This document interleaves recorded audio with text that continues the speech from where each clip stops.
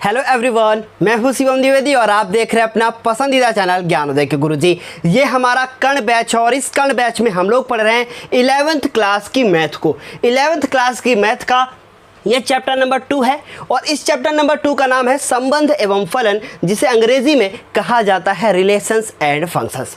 Relation and functions का ये video number 4 है और इस वीडियो नंबर 4 में आज हम लोग पढ़ेंगे फलन क्या होता है। इससे पहले के 3 वीडियो में हम आपको संबंध के बारे में पूरी जानकारी दे चुके हैं, अर्थात हम आपको रिलेशंस क्या होते हैं ये आपको बेहतर समझा चुके हैं। तो चलिए इस वीडियो को शुरू किया जाए, क्योंकि गुरुजी हैं तो संभव है। पर आपके मन में ये सवाल आ रहा होगा कि सर इसके पहले के वीडियो यदि मैं देखना चाहूँ तो मैं कहाँ से देखूँगा। इसके पहले के सारे वीडियो आपको डिस्क्रिप्शन बॉक्स में लिंक मिल जाएगी, वहाँ से आप लोग इसके वीडियो को देख सकते हैं। और यदि आप चाहें तो ऊपर आई बटन है, 3 डॉट पे क्लिक कीजिएगा, वहाँ से आपको आई बटन मिलेगी और वहाँ पर से आप भी है पिछले वीडियोस को देख सकते हैं। तो चलिए शुरू किया जाए इस वीडियो को। ये देखिए फंक्शन क्या होता है, देखिए ध्यान से।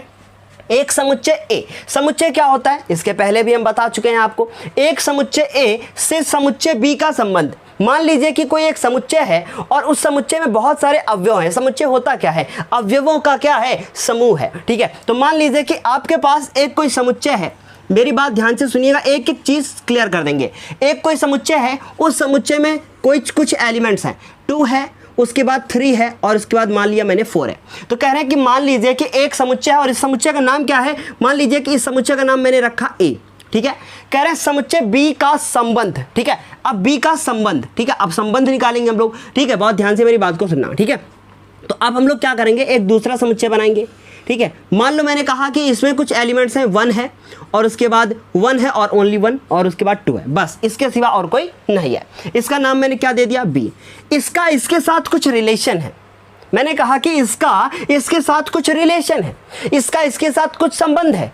मान लो मैंने कहा कि 2 का 1 के साथ संबंध है, 3 का 2 के साथ संबंध है, इस 3 का 1 के साथ भी संबंध है, या 4 का 1 के साथ संबंध है, ठीक है। संबंध हो गया। संबंध क्या होता है पिछले वीडियोस में पढ़ ही लिया है, संबंध समझ में आ गई बात। इसका मतलब कहीं ना कहीं कोई एक ऐसी इक्वेशन होगी कि 2 और 1 आपस में क्या कर रहे होंगे? रिलेट कर रहे होंगे, ठीक है, एक दूसरे से संबंधित होंगे, ठीक है। बात समझ आई कि नहीं?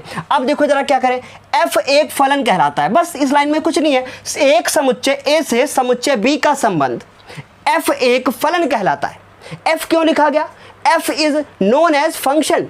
f का कहना है कि f फॉर फंक्शन, ठीक है। तो फलन को हम लोग क्या कहते हैं इंग्लिश में? फंक्शन। इसलिए फंक्शन को लिखने के लिए यूज करते हैं f। तो फलन को यूज करने के लिए हम लोग क्या लिखेंगे? हम लोग f यूज करेंगे फलन को दर्शाने के लिए, ठीक है। तो इतनी बात समझ आई। लेकिन यदि के बाद से सारा खेल है, यदि के बाद से सारा खेल है, मतलब संबंध तो होना ही चाहिए, लेकिन उसकी भी एक शर्त है। क्या शर्त है? कि यदि समुच्चय ए के प्रत्येक अवयव का समुच्चय, यदि समुच्चय ए के प्रत्येक अवयव का समुच्चय बी में एक और केवल एक प्रतिबिंब हो, मतलब कि इसके जितने भी एलिमेंट्स हैं उनसे केवल एक के साथ संबंध बनाए, बाकी किसी और के साथ संबंध ना बनाए। नहीं समझ में आया? चलो एग्जाम्पल के तौर पे देखते हैं। देखिए ध्यान से, यदि समुच्चय ए के प्रत्येक अवयव का समुच्चय, इसमें जितने भी अवयव हैं उनका समुच्चय बी में, अब समुच्चय के बाद चाहो तो आप इसको समझने के लिए कॉमा लगा सकते हो, बी में एक और केवल एक प्रतिबिंब बनाए, one and only one image. अब इसका मतलब क्या है? मान लो कि एक एग्जांपल लिखा मैंने कि 2 1 3 1 4 2, 2 का 1 के साथ संबंध है, 3 का भी 1 के साथ संबंध है, 4 का 2 के साथ संबंध है। इसका मतलब 2 का जो संबंध है वो किसके साथ है? 1 के साथ है। इस 3 का संबंध भी किसके साथ है? 1 के साथ है, ठीक। इस 4 का संबंध किसके साथ है? 2 के साथ है। इस 4 का संबंध 2 के साथ है। इसका मतलब ए जो मेरा समुच्चय था, इस ए के समुच्चय में जितने भी अवयव हैं इन्होंने केवल इसके साथ संबंध बनाए। इनके सारे अवयव ऐसे नहीं है कि 2 इसके साथ भी बना लेता है, 2 इसके साथ भी बना लेता है। अगर ऐसा होता तो ये संबंध जो है होता, लेकिन फलन नहीं होता। तो फलन होने के लिए क्या शर्त है? कि समुच्चय ए का प्रत्येक अवयव समुच्चय बी के साथ केवल और केवल एक संबंध के साथ एक प्रतिबिंब बनाना चाहिए। बात समझ आई? फिर से सुनो, समुच्चय ए और बी में जो समुच्चय मेरा ए होगा उसका प्रत्येक अवयव बी के साथ संबंध तो बनाएगा, लेकिन केवल एक संबंध, मतलब केवल एक इमेज बनाएगा, इसके सिवा और कुछ नहीं बनाएगा। ठीक है, तो ये क्या हो गया, एक संबंध हो गया। लेकिन आप सोच रहे होंगे अच्छा सर अब आप ऐसा कुछ बताओ जो संबंध ना हो। चलो दूसरा एग्जाम्पल देख लो। ठीक है, इसीलिए मैंने जानबूझकर ये लिखे थे पहले से, इन्हीं को मैंने लिख दिया। देखो 2 3 4 2 3 4 1 1 और 2, देखो 1 2, समझ में बात। अब उसको देखो फिर से समझो। ठीक है, देखो अब मैं एक दूसरा ले रहा हूं, इसमें मैंने ले लिया आपका 2 3 और 4, देखो 2 3 4 सेम है। फिर उसके बाद एक मैं दूसरा ले रहा हूं, मान लो इसका नाम मैंने ए रखा और इसका नाम मैंने बी रखा। ठीक, अब 2 इसमें कौन कौन है, देखो 2 4 3 4, इसका मतलब 2 3 और 4, देखो 2 4 3 4, इसका मतलब 2 3 4, इसके अलावा और कोई नहीं आया। लेकिन 2 का संबंध किसके साथ है, 2 के साथ। अच्छी बात है, 2 जो है वो 2 के साथ संबंधित है, मैंने बना दिया 2 का 2 के साथ संबंध। ठीक, बना दिया मैंने 2 का। फिर 2 का 4 के साथ भी है, लो यहीं से गड़बड़ हो गया। अब ये संबंध तो है लेकिन फलन नहीं है। ये क्या है, फलन नहीं है। देखो समुच्चय ए से समुच्चय बी का संबंध f एक फलन कहलाता है तब जब केवल एक ही इमेज बनाए तब। लेकिन इसने 2 ने क्या किया, उधर भी और इधर भी कनेक्शन, दोनों तरफ कनेक्शन जोड़ने की कोशिश कर रहे हैं। और जैसे ही दोनों तरफ कनेक्शन जोड़ा, समझ लो वहां से फलन नहीं होगा। ठीक है, वहां से फलन नहीं होगा। संबंध तो बन जाएंगे पर वो संबंध अच्छे नहीं होंगे, वो संबंध इस लायक नहीं होंगे कि कोई फंक्शन हो पाए। फंक्शन समझते हो ना, शादी ब्याह। ठीक है, तो कोई फंक्शन हो पाए, समझ में बात। अब देखो जरा 2 का 2 के साथ, 2 का 4 के साथ, 3 का 3 के साथ संबंध, लो 3 का 3 के साथ संबंध, तो ये तो हो गया। और 4 का 4 के साथ। लेकिन सब खेल किसने बिगाड़ दिया, संबंध तो बन गए पर इन 2, इस समुच्चय में, इस घर में 2 ऐसा इंसान था जिसने संबंध तो बनाए लेकिन वो फंक्शन नहीं कर पाए, मतलब वो फलन नहीं बना पाए। समझ में आई बात। तो यही था क्या, संबंध एवं फलन। फलन समझ गए, संबंध पहले वीडियो में समझ गए थे। तो चलो जल्दी से स्क्रीनशॉट ले लो। एक्सरसाइज 2.3 और एक्सरसाइज 2.3 का पहला क्वेश्चन आपने देख ही लिया होगा।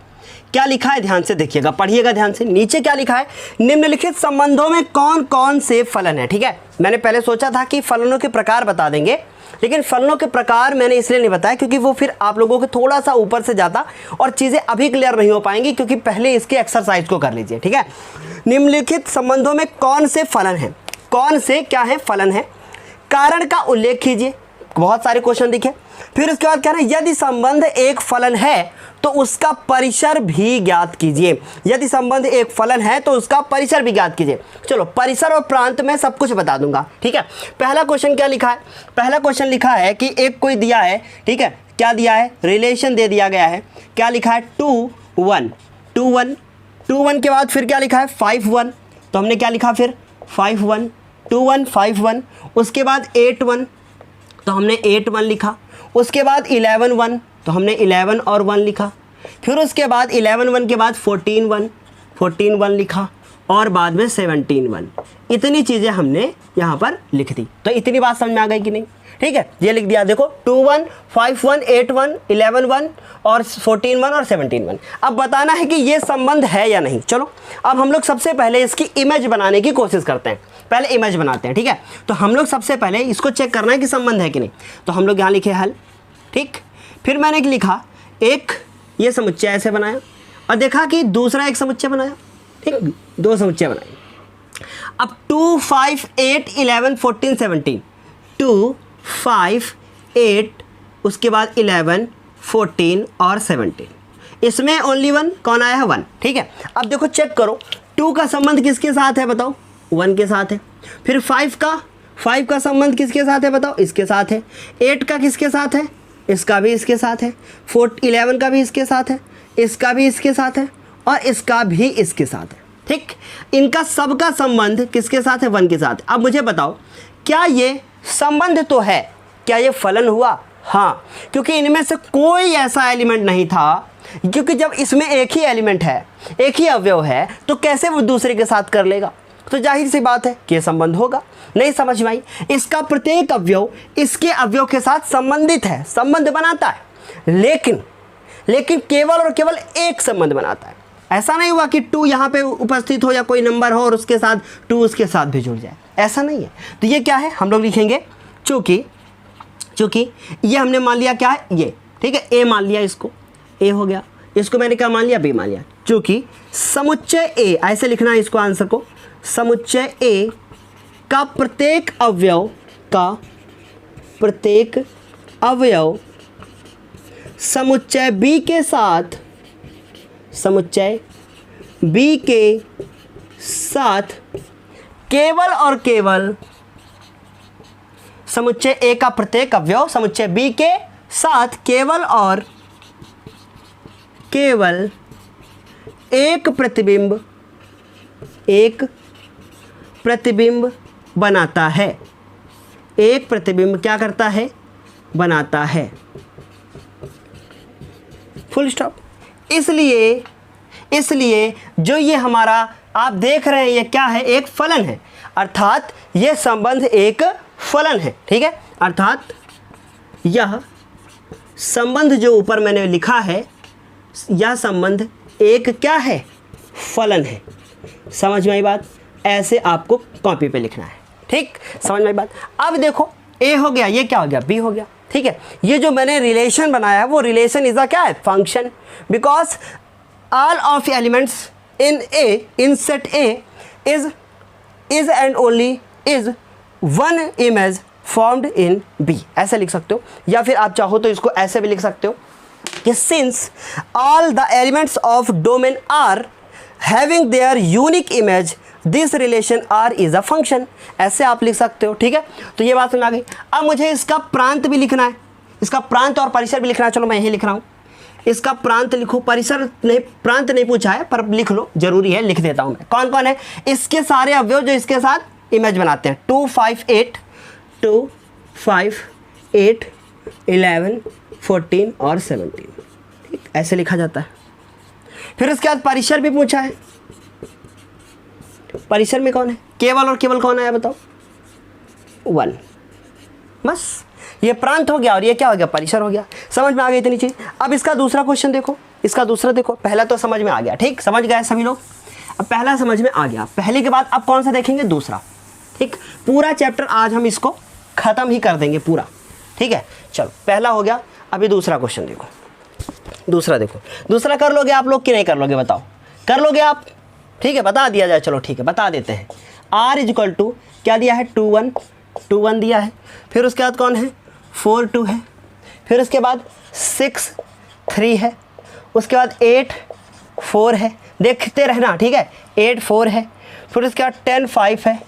फिर उसके बाद 10 5 के बाद फिर कौन है, 12 6 है, 12 6 है, 14 और 7 है, ठीक, ये सारे हो गए। अब मुझे चेक करना है कि ये संबंध जो बना दिया है इन्होंने वो एक फलन है कि नहीं। चलो चेक करते हैं। सबसे पहले पहला काम डायग्राम बनाना, ठीक। देखो इसमें कौन आया, 2 4 6 आया, 2 4 6, तो मैंने लिखा है यहाँ पे 2 4 और उसके बाद 6। फिर कौन आया, 8 आया, 8 लिखा, 10 भी आया, 12 आया और 14 आया। इसमें देखो कौन कौन आ रहा है, दूसरे वाले में देखो 1 आया, 1 लिखा, 2 भी है, 3 भी है, 4 भी है, 5 भी है और 6 भी है और 7 भी है, ठीक। मतलब 3 4 3 7 इसमें है और 4 3 7 इसमें है, ठीक है। अब देखो 2 का 1 के साथ, 4 का 2 के साथ, 6 का 3 के साथ, 8 का 4 के साथ, 10 का 5 के साथ, 12 का 6 के साथ और इसका इसके साथ, क्या हुआ बताओ, यही तो है। तो बताओ ये संबंध है कि नहीं, संबंध है कि नहीं। तो हम लोग वही लिख देंगे, चूँकि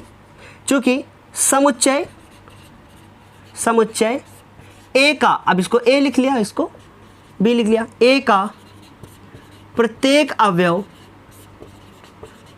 अवयव समुच्चय बी के साथ, क्यों नेमो, सही कह रहे हैं कि नहीं कह रहे हैं। समुच्चय ए का प्रत्येक अवयव समुच्चय बी के साथ क्या करता है, बी के साथ केवल और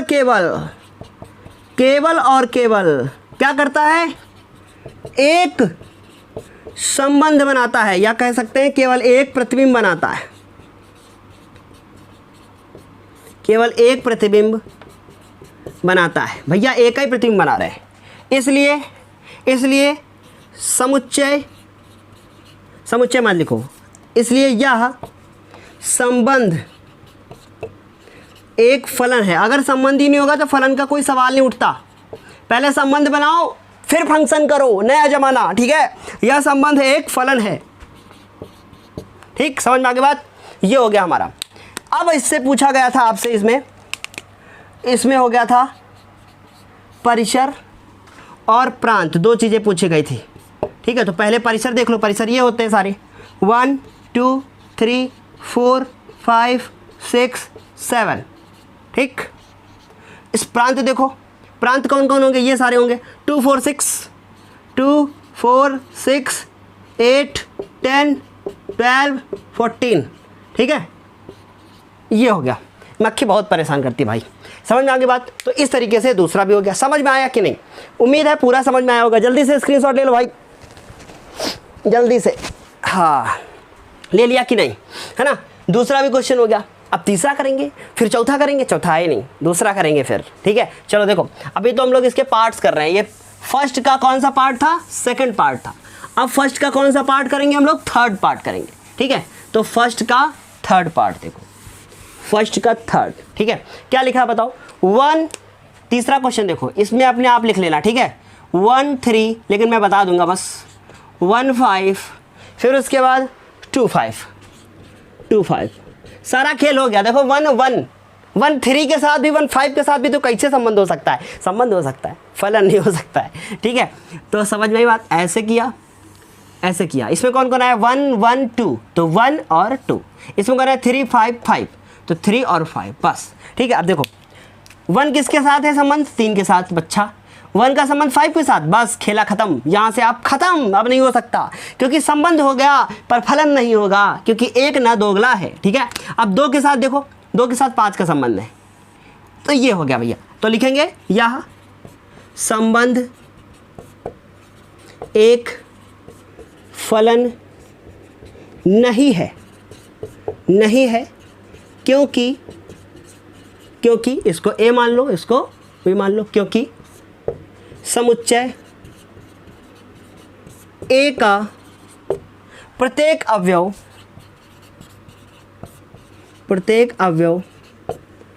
समुच्चय बी, समुच्चय ए का प्रत्येक अवयव समुच्चय बी के साथ समान प्रतिबिंब नहीं बनाता है। या लिख दो, केवल एक और एक प्रतिबिंब नहीं बनाता है, के साथ से केवल एक और एक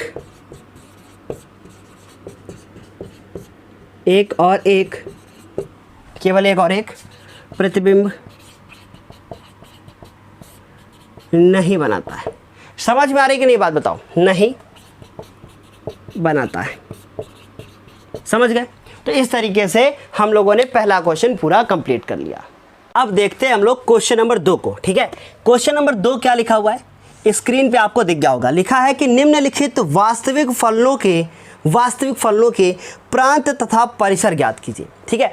ये वास्तविक फलन है और इनके प्रांत और परिसर ज्ञात करने हैं। यहीं पे मैं आपको वास्तविक फलन भी एक्सप्लेन कर दूंगा। पहला क्वेश्चन क्या लिखा हुआ है? पहला क्वेश्चन लिखा हुआ है कि fx इजकल टू माइनस, और ये लिखा हुआ है मॉड, ये मापांक का चिन्ह होता है और वो माइनस में x लिखा है, ठीक है।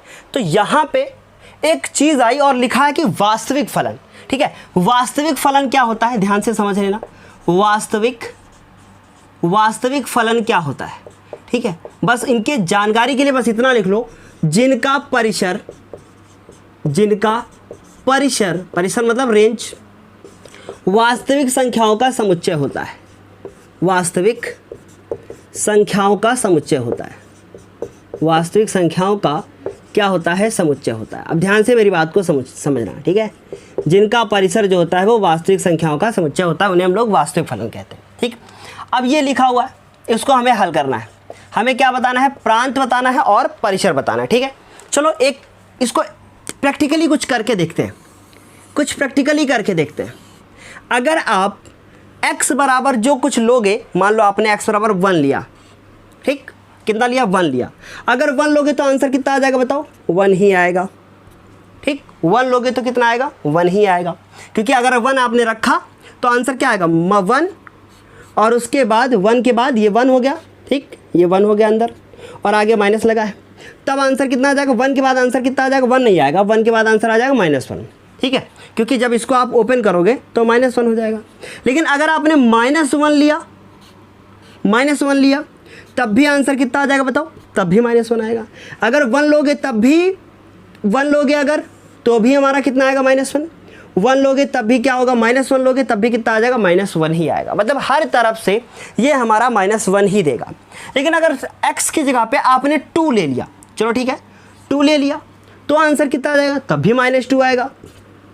अगर आपने -2 ले लिया तब भी कितना आ जाएगा, तब भी -2 ही आएगा, क्योंकि -2 मॉड लगा हुआ है फिर माइनस है, तो ये क्या हो जाएगा, मॉडुलस कहा करो इसको, ये जो है माइनस हो गया, ये तो प्लस हो गया ऑलरेडी, तो ये 2 ही, क्योंकि मॉड हटता है तो अपने साथ पॉजिटिव वैल्यू को देता है, ठीक है, मॉड मतलब मॉडुलस, ठीक है, समझ में आई इतनी चीज़। तो इसका मतलब ये चीज़ तो क्लियर हो गई कि अगर हम लोग ये जो दिखा है आपको 1 1 1 2 2, अगर हम लोग इसमें कुछ भी रखेंगे ये हमेशा हमको नेगेटिव वैल्यू ही देगा, ठीक है, क्या देगा हमको, हमेशा -1 देगा, फिर -1 देगा, यही सारी चीज़ें देगा। इसका ये मतलब हुआ कि अगर हम लोगों ने इसकी जगह पर कुछ भी रखा तो हमेशा वैल्यू निगेटिव ही आएगी, हमेशा वैल्यू निगेटिव आएगी। कुछ भी रख के देख लो, तो इसका मतलब हम लोग कह सकते हैं कि जो भी वैल्यू हम रखेंगे वो मेरी क्या कहलाएगी, प्रांत, और प्रांत में हम लोग क्या रखेंगे, वास्तविक संख्याएं।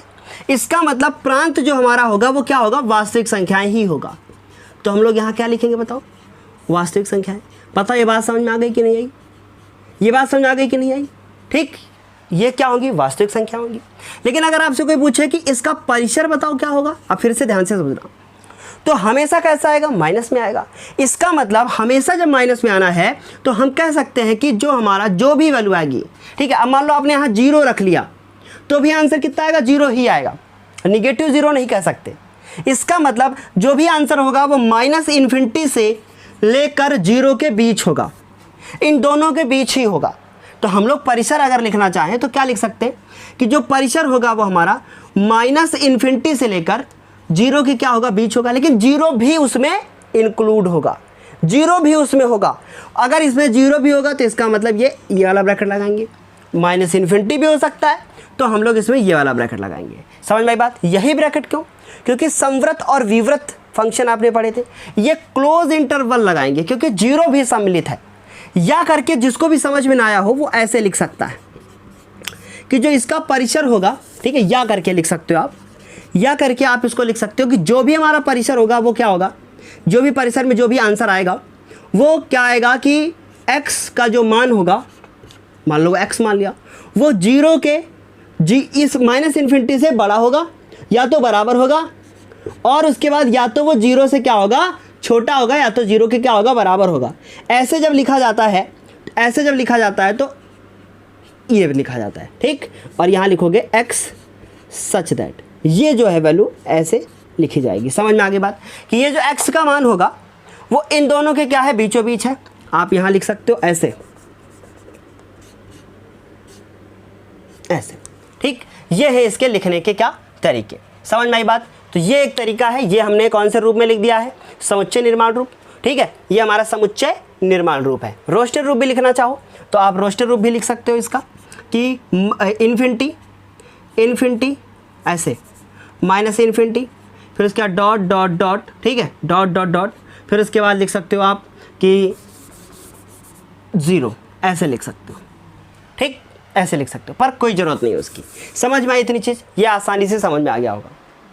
लेकिन एक चीज़ यहाँ पे ध्यान देनी होगी कि कभी भी इधर ये बड़ा ब्रैकेट नहीं लगाते, क्यों, क्योंकि -∞ ये ओपन रखते हैं इसको, ठीक है, ये क्लोज इंटरवल है और ये ओपन इंटरवल है, तो ये यहाँ पे मिस्टेक हुई थी। अब तो समझ में आ गया होगा सब कुछ कि पहला क्वेश्चन किस प्रकार से करोगे। इसी प्रकार से एक दूसरा क्वेश्चन भी है, उसको देख लो, ठीक है, दूसरा क्वेश्चन क्या दिया है वो भी देख लो जरा, वो भी समझ लो अच्छे से, ठीक। दूसरा क्वेश्चन देखो, दूसरा क्वेश्चन दिया है इन्होंने f(x) = क्या लिखा हुआ है, √9 - x², 9 - x², और ये वास्तविक फलन है। इसका मतलब x की जगह पे हम कोई एक वास्तविक नंबर रखेंगे, कोई वास्तविक संख्या रखेंगे, कुछ भी रख सकते हैं, ठीक है। x की जगह पे हम लोग कुछ भी रख सकते हैं, कोई भी दिक्कत नहीं होगी, ठीक है, मतलब कोई रियल नंबर रख सकते हैं। तो इतनी बात तो अच्छे से समझ में आ ही गई होगी, ठीक है। इसको अब हल करते हैं। अब देखो, ये जब क्वेश्चन बच्चे पढ़ते हैं ना तो उन्हें डर लगता है, अरे ये क्वेश्चन मैं कैसे करूँगा, क्योंकि कुछ बेसिक कॉन्सेप्ट नहीं पता होता है। उस बेसिक कॉन्सेप्ट को देख लो। अब जो मैं ये बताने जा रहा हूँ, अगर ये आपने समझ लिया तो समझ लो ये क्वेश्चन आ गया। और इस तरीके के क्वेश्चन 10th क्लास में पढ़े थे आपने। देखो कैसे, अगर मैं इस x की जगह पे कुछ भी रखूं, ऐसा कुछ रखूं कि जिसका वर्ग करने पर 9 से छोटा हो। इमेजिन कि x की जगह पे आपने 1 रखा, तो इसका आंसर 9 - 1 का होल स्क्वायर, मतलब √9 के 9 और 8 आ जाएगा। मतलब जो भी वैल्यू आएगी इसको आप पॉइंट में निकाल सकते हो। लेकिन इन केस मान लो आपने लिखा कि 9 - x² और x की जगह पे आपने ऐसा कोई नंबर ले लिया जिसका स्क्वायर करने पर, जिसका वर्ग करने पर 9 से भी ज़्यादा हो गया। इमेजिन कर लो, 4 ले लिया आपने, 4 ले लिया। अब 9 में से 4 का स्क्वायर करोगे तो आएगा 9 - 16 और घटाओगे तो √-7 आएगा। अब इस √-7 का मान आप नहीं निकाल सकते हो, क्योंकि अंडर के अंदर कभी भी अगर माइनस में वैल्यू आ जाती है तो वो वास्तविक नहीं होती है, वो हमारी काल्पनिक हो जाती है। बात समझ नहीं? और ये तो वास्तविक फलन है। इसका मतलब जो भी हम वैल्यू लेंगे वो वैल्यू हमारी क्या होनी चाहिए, ऐसी होनी चाहिए कि जिसका स्क्वायर करने पर 9 से ज़्यादा ना हो। तो अब कौन कौन सी वैल्यू ले सकते हो? देखो, अगर मैं इसकी x की जगह पे 0 लूँगा तो आंसर कितना आएगा? 9 आएगा। 1 लूँगा अगर 8 आ जाएगा, 2 लूँगा तो 5 आ जाएगा, 3 लूँगा तो भी 0 आ जाएगा। समझ में आई बात? लेकिन अगर मैं निगेटिव ले लूँ वैल्यू, चलो मैं -1 ले लूँ, तब भी तो 1 - 1 का स्क्वायर 1 ही रहेगा। समझ रहे हो कि नहीं? ये बात कुछ समझ में आई कि नहीं? नहीं समझ में आई तो इसको फिर से देखो मैं क्या बताने जा रहा हूँ। अगर मैं -3 लूँगा तो भी इसका वैल्यू पॉजिटिव ही आएगा अंदर से। अगर मैं -2 लूँगा तब भी पॉजिटिव ही आएगा। इन दोनों के बीचों बीच में अगर कुछ ले लूँ, मान लो कि 3 और 2 के बीच में क्या होता है? 2.5, माइनस का 5/2 ले लूँ, मतलब 2.5 हो गया। तो अभी तो निगेटिव नहीं आएगा, पॉजिटिव ही आएगा। लेकिन मैं लिख नहीं रहा हूँ उसको, ठीक है। अब ये क्या हो गया, क्योंकि वास्तविक संख्या में सारी संख्याएं हैं, ठीक है, परिमेय अपरिमेय सब उसी में आती है। अब ये भी पॉजिटिव आएगा, 0 लूँगा तब भी पॉजिटिव आएगा। समझ लो कैसे मैं बता रहा हूँ। 1 लूँगा तो भी पॉजिटिव ही आएगा, 2 लूँगा तब भी पॉजिटिव ही आएगा, ठीक है। अगर मैंने 3 लिया तो भी पॉजिटिव आएगा। लेकिन 3 से जैसा ही बड़ा लोगे तुरंत मेरी वैल्यू कैसी आ जाएगी? निगेटिव आ जाएगी। समझ में आई मेरा बात? आई समझ में? इसका मतलब ये जो हमारी वैल्यू होंगी वो क्या होंगी? इनके बीच में ही होनी चाहिए, इनके बीच में होनी चाहिए। तो बात समझ में आई कि नहीं? बताओ, ये चीज़ समझ में आ गई? तो ये चीज़ समझ में आ गई होगी कि इसकी जो वैल्यू होगी, जो भी मैं x का मान लूँगा, वो -3 से 3 के बीच में होना चाहिए, ठीक है। चलो ठीक है, तो मैंने क्या लिखा? हल। अब मैं लिख रहा हूँ यहाँ पे, ध्यान से मेरी बात को सुनना। अब पहले ध्यान से मेरी बात को सुनना कि कैसे लिखने जा रहा हूँ मैं। फलन क्या लिखा हुआ है? f(x) = 9 - x²। अच्छा, ये फलन है, तो ये जो कि 9 - x² का जो मान आना चाहिए वो कैसा आना चाहिए?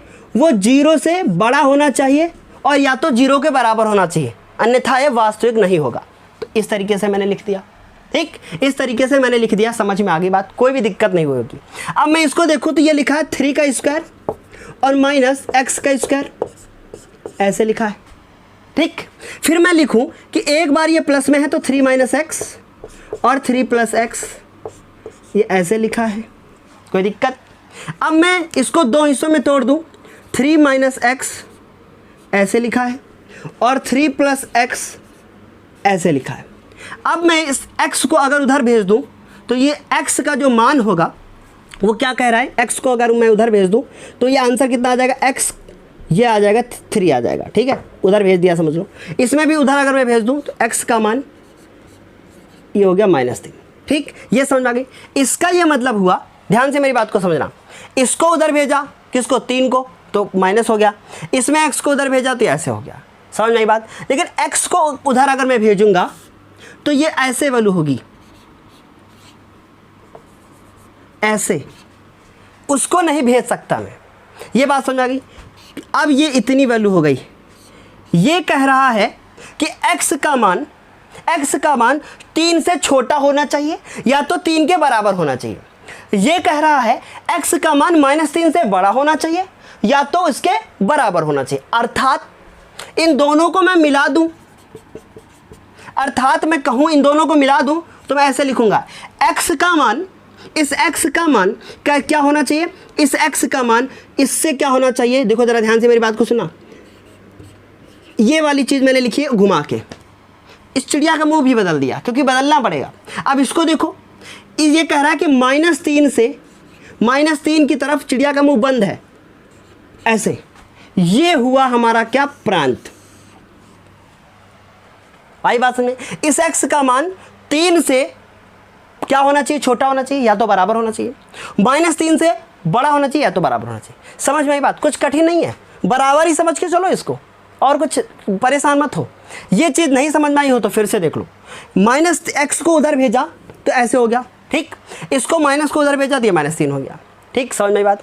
अब x को अगर उधर भेजते तो एक चीज़ याद कर लो, हमेशा जब कभी भी किसी को भेजोगे इधर उधर, तो इसको मान लो ये 3 लिखा हुआ था, ठीक है, ये 3 लिखा हुआ था, इस 3 को उधर भेजते तो कैसा हो जाता, -3। फिर सोचते दोनों तरफ हटा दो, वो गलत होता, ठीक है। ये हम लोग जब अभी गणितीय आगमन का सिद्धांत एक चैप्टर है उसमें पढ़ेंगे तो हम आपको डीप में बताएंगे सारी चीज़ें, ठीक है। अभी तो नहीं कह सकते इनको। तो ये हो गया हमारा। तो हम लोग लिखेंगे अतः जो मेरा प्रांत होगा, मैं बहुत आराम से बता रहा हूँ, अतः जो मेरा प्रांत होगा, जो भी वैल्यू हम लेंगे वास्तविक फलन के लिए, वो क्या होगा, x का मान ये होगा, ठीक, ऐसा होना चाहिए। समझ में आई बात। ये होना चाहिए मेरा प्रांत। समझ में आई बात। यही मेरा क्या होना चाहिए, प्रांत होना चाहिए, ठीक। समझ में आ गई बात। अब देखो परिसर क्या होता है, परिसर क्या होता है। अब परिसर समझो, इनकी कोई भी वैल्यू लोगे तो उसका आंसर कितना आएगा। अगर -3 लेते हो ना तब भी पॉजिटिव ही आएगा, 3 लेते हो ना तब भी पॉजिटिव ही आएगा, मतलब तब भी 0 आएगा। -3 लोगे तब भी 0। तो इसका मतलब हमेशा ये क्या देगा, पॉजिटिव देगा। हमेशा क्या देगा, ये पॉजिटिव देगा। क्या क्या दे सकता है चेक करो, -9 - x² की जगह पे 1 लेके देखो तो आंसर आएगा 8। अगर मैं इसको निकालूंगा तो लगभग ये जो वैल्यू आएगी वो क्या होगी, √8 का वैल्यू निकालोगे तो 2 और 3 के बीच में ही आएगा, इससे ज़्यादा नहीं आएगा, ठीक। अच्छा ठीक है, 9, ये 2 का स्क्वायर निकाल लो, 4 हो गया √5। इसकी वैल्यू निकालोगे तो इसकी वैल्यू भी 2 और 3 के बीच में ही आएगी अगर डेसिमल में निकालोगे तो। इसका मतलब जो भी वैल्यू लोगे, अगर तुम उनमें से कुछ भी लेते हो तो सारी वैल्यू कितनी आएंगी हमारी, 3 से ज़्यादा नहीं हो सकती। 3 से ज़्यादा हो ही नहीं सकती क्योंकि 9 लिखा हुआ आगे। आगे क्या लिखा है, 9। और √9 का मान कितना होता है, √9 का मान 3 होता है। और x की जगह पे ऐसे ही वैल्यू रखोगे जो छोटी होगी x के। तो इसका मतलब जो भी हमारा ये होगा, ये इसकी जो वैल्यू होगी ये 0 से क्या होगी, 0 से बड़ी होगी, ठीक है। इस x की वैल्यू 3 से छोटी होगी या तो 3 के बराबर होगी, और 0 से बड़ी होगी और या तो 0 के बराबर होगी। आई बात समझे। तो ये क्या हो गया, मेरा परिसर हो गया। बताओ ये बात समझ आ गई। तो इस तरीके से हम लोगों ने क्वेश्चन नंबर 2 को भी क्या कर लिया है, ख़त्म कर लिया है। समझ में आई बात। तो जल्दी से स्क्रीनशॉट ले लो। अब देखो क्वेश्चन नंबर 2 के बाद अब बात करेंगे क्वेश्चन नंबर 3 की। इसमें क्या लिखा हुआ है, लिखा हुआ है कि एक फलन है। मैं बहुत ज़्यादा इसमें टाइम वेस्ट नहीं करूँगा, मैं पहले ही बता रहा हूँ, या आप लोग स्वयं भी कीजिएगा, ठीक है। इसमें 3 क्वेश्चन दिए हैं, नीचे दिख रहे होंगे आपको F0, F7, F, ठीक है, -3। अब हम इसमें एक बताएंगे केवल, बाकी आप लोग खुद करना, ठीक है। F0, ठीक है, F0 निकालना हम सिखाएंगे, बाकी आप करना, ठीक है। F0 के लिए ये बहुत आसान है भाई, 9th क्लास का समझो। F0 के लिए x बराबर 0 रखने पर क्या करना है, F0 के लिए ये रखने पर, तो F0 2 × 0 -5, तो ये हो गया 0 -5, आंसर आ गया -5, ठीक। अब मान लो इसी तरीके से F7 निकालना हो, ठीक है, के लिए बस एक आप करना, मैं 2 बता दूंगा। x बराबर 7 रखने पर, ठीक, रखो 7, तो F7 2 इंटू 7 माइनस 5, 7 दूनी 14 माइनस 5, आंसर कितना आ गया 9। ये तो हलवा है, कुछ है ही नहीं। अब सारे क्वेश्चन इसी तरीके से बिल्कुल आसान आसान है। अब ये हो गया कौन सा मेरा तीसरा क्वेश्चन भी हो गया। तीसरे के कितने बता दिए मैंने 2। तीसरे का तीसरा अपने आप कर लेना, वो कौन सा है f माइनस 3, एक्स पर माइनस 3 रख देना, ठीक है। अब देखो इसका चौथा क्वेश्चन लिखा है कि निम्नलिखित, लिखा है फलन T सेल्सियस तापमान का फ़ारेनहाइट तापमान में प्रतिचित्रण करते हैं। अच्छा, सेल्सियस से एक तरफ सेल्सियस है और दूसरी तरफ फ़ारेनहाइट है। फ़ारेनहाइट और सेल्सियस जानते होंगे, दोनों टेम्परेचर को मापते हैं। फिर उसके बाद मतलब उनकी यूनिट है। फिर उसके बाद लिखा है TC, ठीक है। क्या लिखा हुआ है, एक फलन दिया हुआ है TC, देखो FC नहीं लिखा है, TC लिखा है, ठीक है। और C का मतलब सेल्सियस है। और फिर लिखा है कि 9C/5 + 32। ये भी क्वेश्चन 9th में ही था, ये फार्मूला ही होता है एक, ठीक है। अगर मैं इसको ये T हटा दूँ, यहाँ पे सिर्फ C लिख दूँ, F लिख दूँ, तो ये फार्मूला ही है, ठीक है। अब ये कह रहे हैं कि इसमें क्वेश्चन दिया है, कह रहे हैं कि T0 ज्ञात करो, T0 निकालो। फिर दूसरा क्वेश्चन दिया है T28 निकालो। बाकी सारे क्वेश्चन आपको नीचे दिख गए होंगे, ठीक है। अब उसके बाद बहुत ध्यान से मेरी बात को सुनना, ठीक है। अब आप लोग इसको आगे कर लोगे कि नहीं कर लोगे, बताओ कर लोगे। मैं एक बता देता हूँ, T0। तो T0 के लिए क्या करना है बताओ, T बराबर कितना रखना है, 0 रखने पर। अब रख दो 0, कुछ नहीं है, आसान है, हलवा एकदम। 9 इंटू, ठीक है, T बराबर 0 नहीं बेटा, C बराबर 0, क्योंकि C की जगह 0 है, ठीक है। तो 9 इंटू 0/5 प्लस का 32, तो 0 + 32, आंसर आ गया 32। समझ गया, तो T0 बता दिया। इसी तरीके से T28 और T10 अपने आप निकालना। चौथा क्वेश्चन देखो इसी का, लिखा है कि C का मान, यहाँ देखो पढ़ो, C का मान जब TC बराबर 212, ठीक है। यहाँ पे चौथा क्वेश्चन क्या है, कह रहे हैं कि C का मान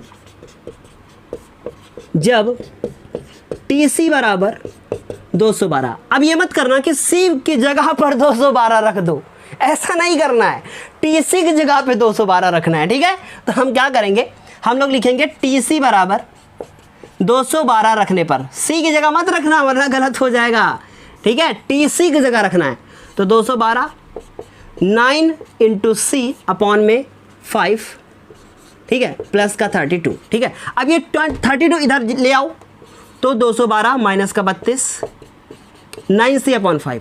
अब इसको घटा दो, 180 और 9C/5, ठीक। अब इसको इधर ले आओ, 180 गुणे में 5 और 9 नीचे आ जाएगा, ये C काट पीट लो, ठीक है, काट पीट लो। 9 × 9, 9 दूनी 18 और ये 5 यहाँ पे लिखा है, ठीक है। इसको मत उड़ा दे यार, है ना। क्या बचेगा, C बराबर 20 × 5, आंसर कितना आ जाएगा बताओ, 100। 100 क्या डिग्री सेंटीग्रेड, बस 100 वैल्यू बताना है, कुछ नहीं बताना है, समझ गए। इस तरीके से आंसर हो गए। अब हम लोग करेंगे इसका लास्ट क्वेश्चन, ठीक है। क्वेश्चन नंबर कितना, 5। क्वेश्चन नंबर 5 आपको स्क्रीन पे दिख ही गया होगा। क्या लिखा है देखो, लिखा है निम्नलिखित में से प्रत्येक का परिसर ज्ञात करो। प्रत्येक का परिसर ज्ञात करो। और पहला क्वेश्चन क्या लिखा है, पहला क्वेश्चन लिखा है कि fx = 2 - 3x, 2 - 3x। फिर लिखा है कि x बिलोंग टू R, और फिर लिखा हुआ है कि x > 0। अब ये लिखा है और ये एक मतलब फंक्शन दे दिया, फलन दे दिया, और मुझसे कह रहे हैं कि आप लोग निकालो इसका परिसर।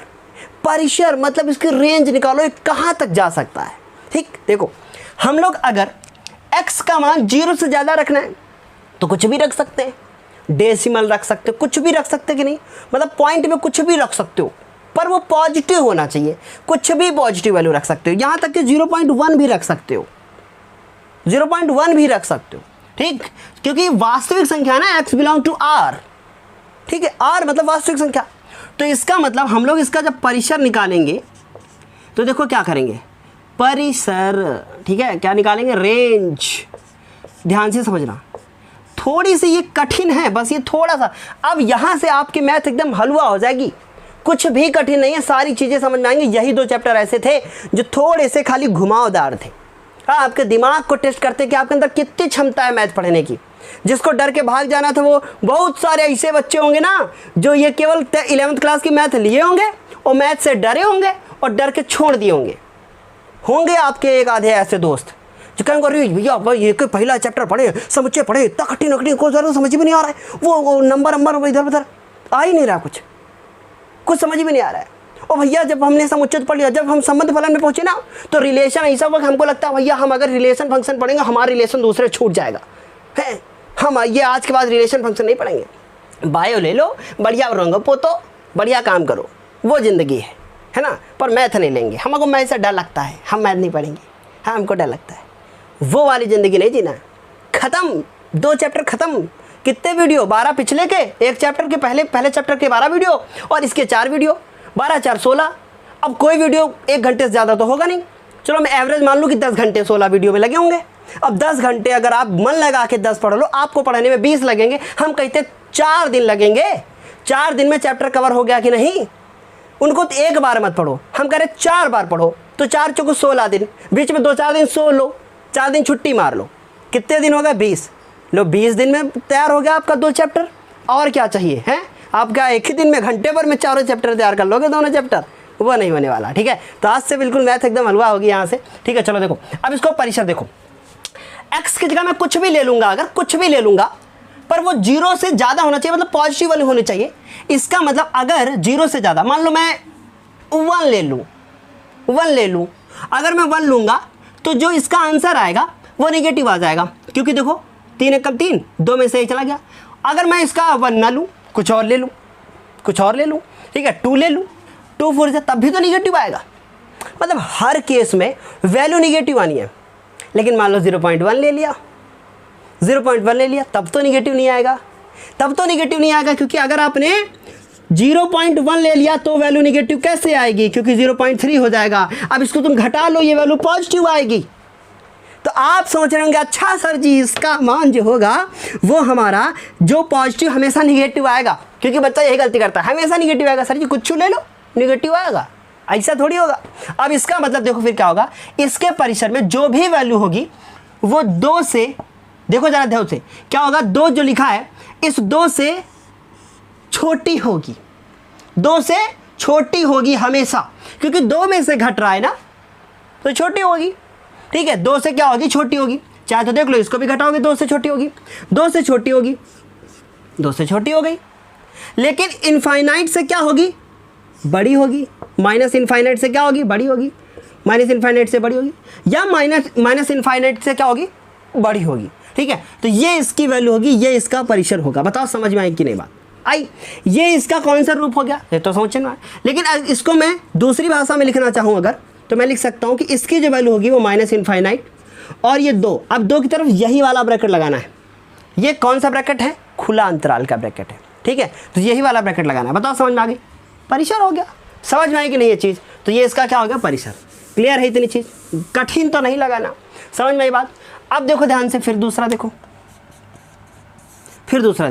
अब दूसरा क्वेश्चन क्या लिखा है? लिखा है कि f(x) = x² + 2, और फिर लिखा है कि x एक वास्तविक संख्या है, x एक वास्तविक संख्या। अच्छा ठीक है, अगर x एक वास्तविक संख्या है तो कुछ भी ले लो, x की जगह पे अगर निगेटिव भी लोगे ना तब भी आंसर पॉजिटिव ही आएगा, हमेशा पॉजिटिव आंसर ही आएगा, क्योंकि निगेटिव लोगे स्क्वायर लगाए पॉजिटिव कर देगा। बात सुन नहीं? और वो जो आंसर होगा ना वो मिनिमम कितना आ सकता है, अगर आपने इसकी जगह 0 भी ले लिया तब भी 2 आएगा, 0.1 ले लिया तब भी 2 से ज़्यादा ही आएगा। समझ में आई बात? 0.2 ले लिया तब भी 2 से ज़्यादा आएगा, -0.1 ले लिया तब भी 2 से ज़्यादा आएगा। चेक करके देख लो। इसका मतलब इस x का जो मान होगा वो हमेशा 2 से ज़्यादा ही आएगा, 2 के बराबर भी आ सकता है। जब आप 0 लोगे तो 2 के बराबर भी आ सकता है। समझ में आई बात? फिर उसके बाद ये जो x का मान कितना आ सकता है? इनफाइनाइट तक।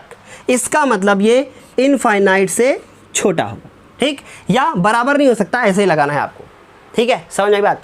तो इतनी चीज़ समझ में आ गई कि नहीं? तो ये हो गया हमारा ऐसे, ठीक है। ये हम लोग क्या लिख रहे हैं? इसका परिसर, समझ में आई बात? ठीक, समझ में आ गई बात? या करके इसको ऐसे लिख सकते हो कि 2 जो होगा ये अब बड़ा ब्रैकेट लगाओगे। ठीक, अब बड़ा क्यों लगाओगे? क्योंकि ये बराबर और ये लग गया, ये सब समुच्चय में पढ़ा था आपने, और ये इनफाइनाइट और ये ब्रैकेट क्लोज। ऐसे हो गई, ये हो गई कहानी हमारी। समझ में आई बात?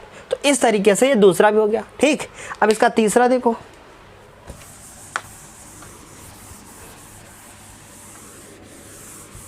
इनको भैया दिमाग लगाना पड़ेगा आपको, तभी समझ में आएंगे। तीसरी देखो, fx इजकल टू x, फिर लिखा है x एक वास्तविक संख्या है।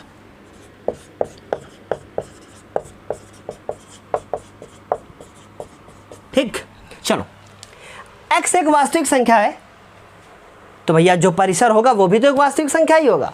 ठीक है, तो हम लोग लिखेंगे परिसर जो होगा इसका एक वास्तविक संख्या ही होगी, क्योंकि कुछ भी रखोगे वही आ जाएगा।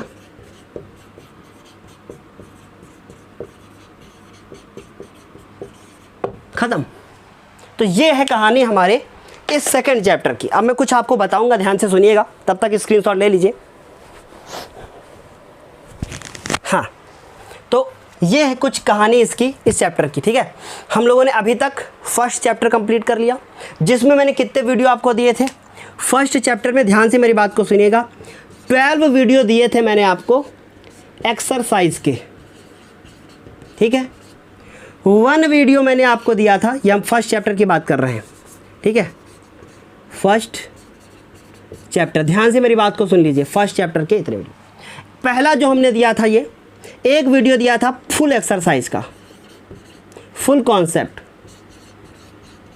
ठीक है, अब मैं इसमें 4 वीडियो का कॉन्सेप्ट क्या बनाऊं, इसलिए मैं इसका कॉन्सेप्ट नहीं बना रहा हूं, फिर मैं जब कभी रिवीजन करवाऊंगा तब बता दूंगा।